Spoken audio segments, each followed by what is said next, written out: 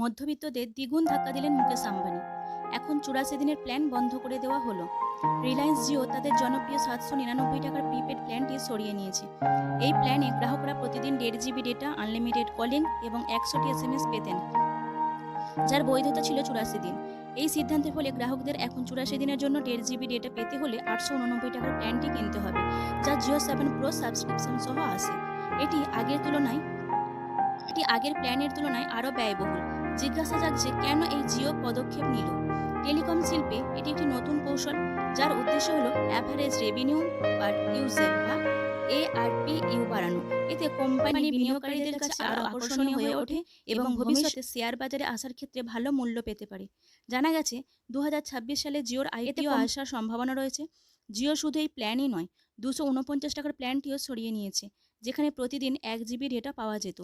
একই পথে হেঁটেছে এয়ারটেলও। তারাও তাদের 249 টাকার প্ল্যানটি সরিয়ে দিয়েছে।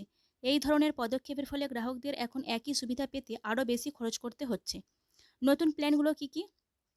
জিও এখন গ্রাহকদের জন্য বেশ কিছু নতুন প্ল্যান নিয়ে এসেছে। 889 টাকার প্ল্যান, প্রতিদিন 1.5 জিবি ডেটা, 84 দিনের বৈধতা, আনলিমিটেড কল, প্রতিদিনের জন্য 100টি করে এসএমএস এবং জিও 7 প্রো সাবস্ক্রিপশন। 666 টাকার প্ল্যান, প্রতিদিন 1.5 জিবি ডেটা, 70 দিনের বৈধতা, আনলিমিটেড কল আর প্রতিদিন 100টি করে এসএমএস। এছাড়াও জিও হটস্টার, মোবাইল এবং টিভি সাবস্ক্রিপশন।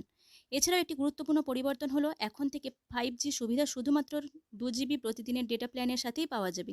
1.5 জিবি প্ল্যানে এই সুবিধা নেই।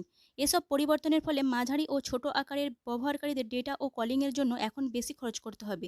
যদিও জিও 7 প্রো এবং জিও হটস্টারের মতো কোম্পানিগুলোর মূল লক্ষ্য যে বাণিজ্যিক লাভ বাড়ানো তা